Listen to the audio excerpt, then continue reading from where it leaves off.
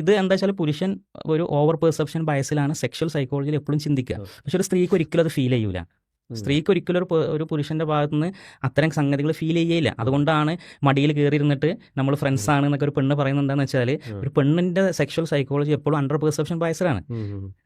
നമ്മൾ സാധാരണ പറയാറുണ്ട് ഒരു മാന് സിംഹത്തിന്റെ മടിയിൽ കയറിയിരുന്നിട്ട് ഞങ്ങൾ രണ്ടുപേരും വെജിറ്റേറിയൻ ആണ് എന്ന് പറയുന്നത് പോലെയാണ് ഒരു പെണ്ണ് ഒരു പുരുഷന്റെ മടിയിൽ കയറിയിരുന്നിട്ട് ഞങ്ങൾ ഫ്രണ്ട്സ് ആണെന്ന് പറയുന്നത്. കാരണം ആ ഫ്രണ്ട് ആണ് എന്നുള്ള ഫീൽ ഒരിക്കലും പുരുഷന് തോന്നൂല.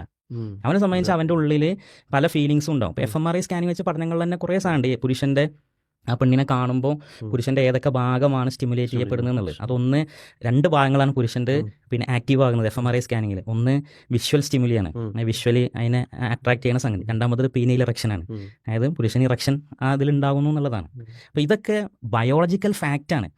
ലിബറൽ ഫെമിനിസ്റ്റുകൾ മുന്നോട്ട് വെക്കുന്ന സെക്ഷൽ റെവല്യൂഷണറി ആയിട്ടുള്ള എല്ലാ ഐഡിയോളജീസും പ്യുവർലി ആൻറ്റി ബയോളജിയാണ്, ബയോളജിക്ക് എതിരാണ്.